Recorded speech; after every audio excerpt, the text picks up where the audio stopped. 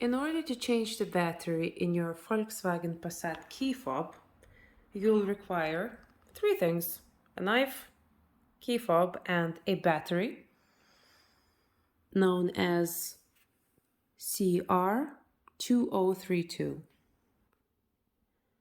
You can find these batteries in grocery stores, DIY stores, as well as discount stores. Please dispose your old battery in line with your local regulations.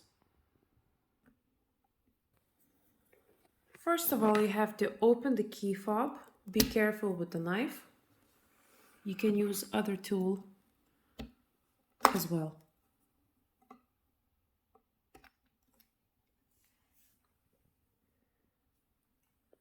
And you're halfway there.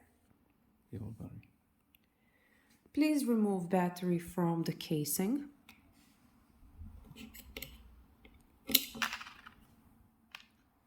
Perfect.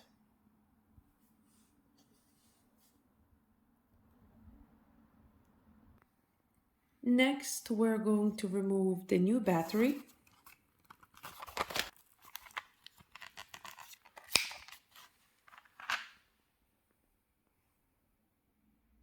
CR2032.